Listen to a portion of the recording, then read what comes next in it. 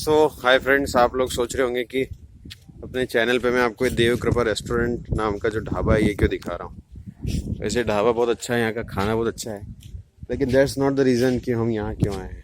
मैं मेरी बहन के साथ, अपने परिवार वालों के साथ, सभी के साथ इसलिए आया हूँ क्योंकि एक अप्रतिम तीर्थ स्थान बोलना चाहिए।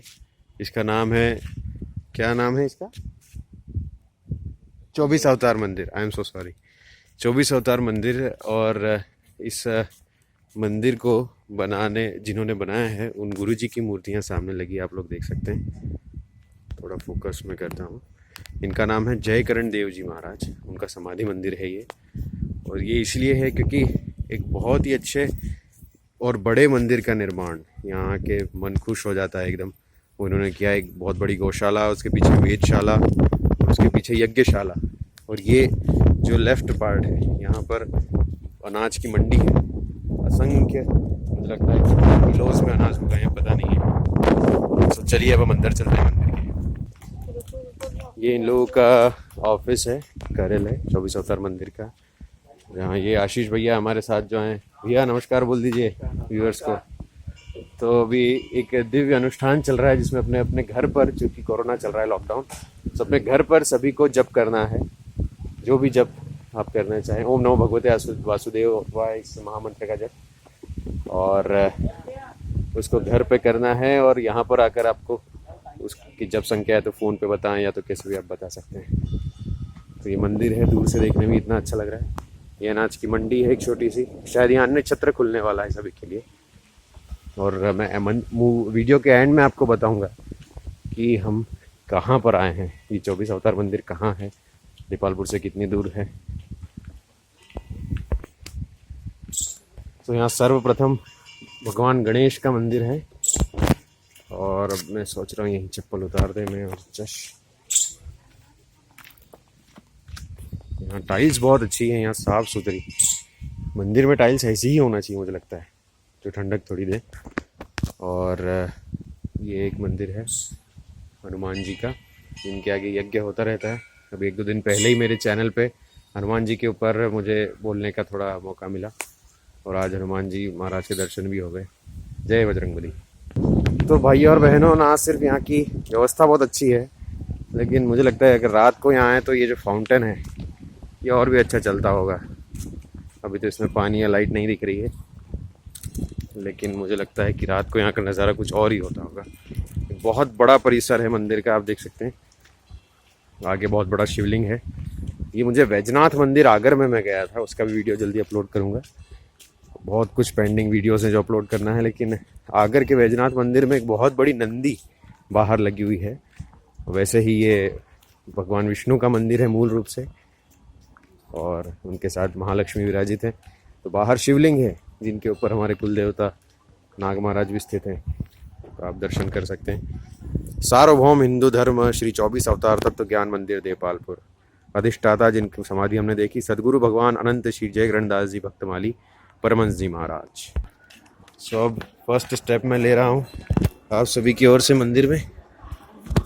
और देखिए कितना बड़ा कैंपस है, सभी लोग बैठे हैं बड़े आराम से, और अब हम मूल मूर्ति की ओर धीरे धीरे बढ़ रहे हैं। आज एक्चुअली मैं प्रसंग भी बता दूं आपको कि जो कुर्सी पर बैठे हुए आपको येलो कुर्ते में दिखेंगे, मेरे नाना जी हैं, उनके साथ हम लोग आए हैं। तो नानी जी के देवलोक गमन के पश्चात उनकी इच्छा थी, मंदिरों में दान पुण्य वे करते रहते ही हैं, काफ़ी धार्मिक किस्म के इंसान हैं मेरे नाना जी। तो मंदिर में आज उन्होंने एक घंटा भेंट किया है, और हमारे गुरु जी के आशीर्वाद से, सदगुरु प्रवीण नाथ महाराज जी के आशीर्वाद से आज योग ऐसा बना है कि आज रवि पुष्य नक्षत्र है, रविवार है आज 11 अक्टूबर 2020। और रविवार के दिन पुष्य नक्षत्र जैसे ही लगा वैसे ही 1 घंटा अभी चढ़ा है। ईश्वर की इच्छा से हमारे द्वारा चढ़ाया गया। सामने भगवान है, उनके दर्शन कर लीजिए। वैसे मंदिर में फ़ोटो वीडियोज़ नहीं लेना चाहिए, मैं परमिशन से ही ले रहा हूँ ये। तो अब हम चलते हैं, पहले हम इधर से जाएंगे लेफ्ट से, और इन 12 अवतारों के दर्शन करके परिक्रमा से पीछे आते हुए बाकी 12 अवतारों के मंदिर के दर्शन करेंगे। ये लक्ष्मी नारायण मंदिर दर्शन करके। तो थोड़ी भीड़ बढ़ गई है, तो हम धीरे पीछे पीछे चलेंगे। इन घंटियों के बारे में बहुत अच्छी बात मैं नोटिस की, आपको धीरे से बताता हूँ। सबसे पहले भगवान धन्वंतरी के दर्शन कर लीजिए, श्री धन्वंतरी अवतार। मूर्तियाँ यहाँ की काफ़ी अच्छी हैं, काफ़ी मतलब काफ़ी, बहुत ही सुंदर जीवट मूर्तियाँ बनाई गई हैं।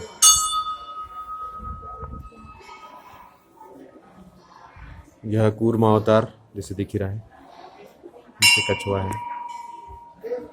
इन सबकी भागवत में वर्णन है ही सही, कूर्मा अवतार ने क्या किया। कूर्मा अवतार जितना मुझे याद है वो आपको कहानी भी बताता हूँ। कूर्मा अवतार जो है वह धन्वंतरी जैसे समुद्र मंथन में से निकले थे सोने का घड़ा लेकर, जिनकी दीपावली पर पूजा होती है। कूर्मा अवतार जो है उसकी पीठ पर पर्वत को रखकर किया गया था। मत्स्य अवतार जब युग का अंत हो रहा था, राजा मनु को जिन्होंने दर्शन दिए थे, जितना मुझे स्मरण है, क्योंकि युग के अंत में मत्स्य अवतार आकर उनको अपनी पीठ पर लेके गए थे।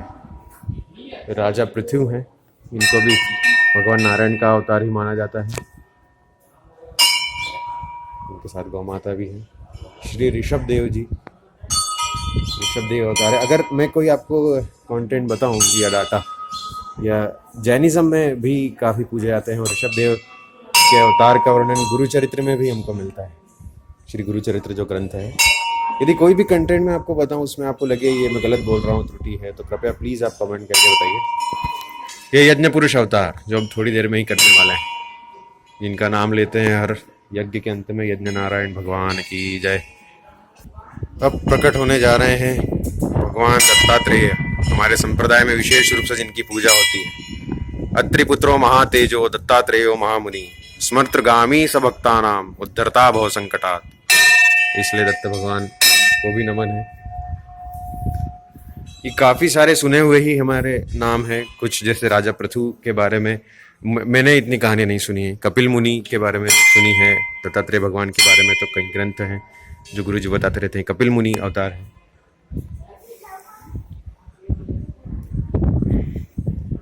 नर नारायण अवतार है।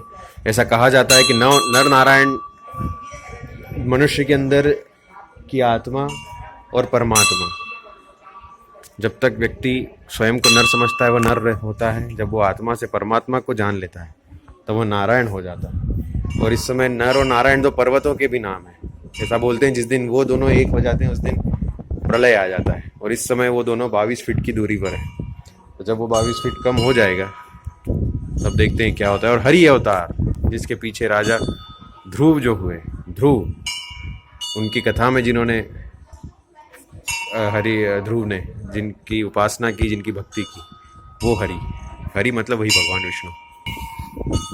भागवत पुराण में बहुत अच्छे से वर्णन है गजेंद्र मोक्ष का, कि जब मगरमच्छ ने उसको पकड़ा और सूंड में गजेंद्र के कमल ही आ गया है, ये देखिए कमल है सूंड में, तो वो कमल ही उसने ऊपर उछाल दिया और भगवान विष्णु ने उसी को अपने चढ़ावे के रूप में एक्सेप्ट कर लिया। भगवत गीता में कहते भी हैं कृष्ण भगवान, पत्रम पुष्पम फलम तोयम यो में भक्त्या प्रयच्छति, कि मुझे जो भी पत्ते फूल पुष्प चढ़ाता है मुझे पसंद है, जो भी भक्त। तो उसी के कारण फिर विष्णु जी ने गजेंद्र की रक्षा की। और अब एक और बहुत मेन अवतार माना जाता है, काफ़ी लोग भी यहाँ दर्शन के लिए आए हमारे साथ। सनत कुमार हैं ये, इन चारों के नाम है सनक, सनातन, सनंदन और सनत कुमार। ब्रह्मा के सबसे पहले 4 पुत्र माने जाते हैं ये। तो अब हम प्रदक्षिणा के लिए चलते हैं आगे।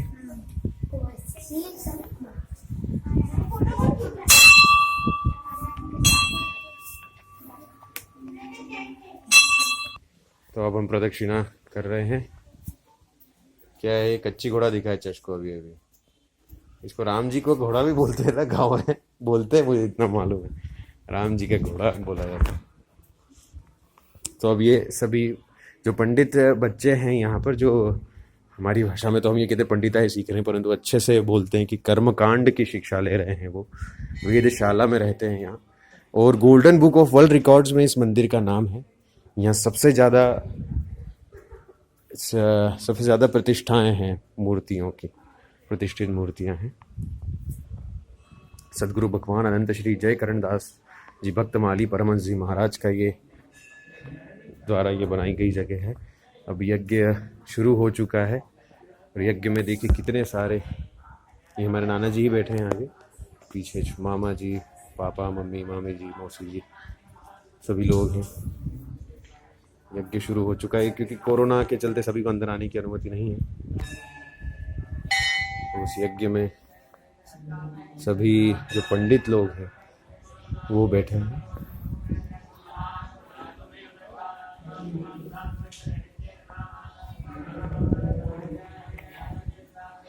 वाह, कितने नारायण भगवान की जय।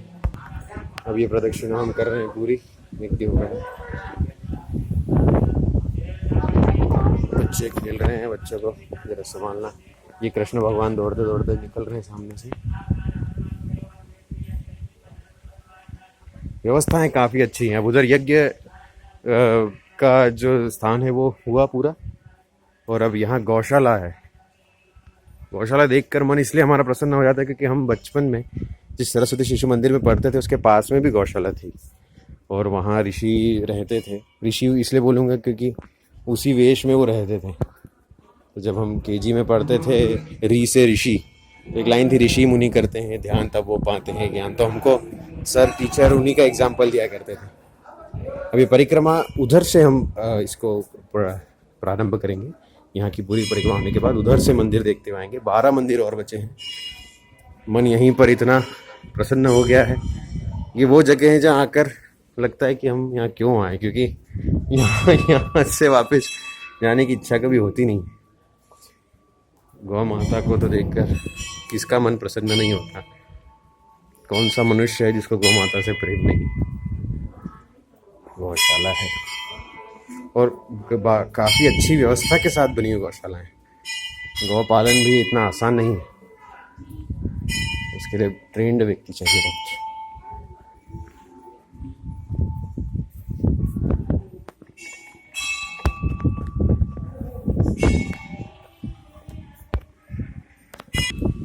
ये गौओं के पानी पीने का, उनके चारे का स्थान है, और यहाँ से उनको घुमाने के लिए लेके जाते हैं आगे। जितनी बड़ी फील्ड है वहाँ पर ये सब उनका ग्रेजिंग ही चल रहा है अभी। यहाँ से नज़ारा ऐसा है कि हम पता नहीं किस जगह हैं।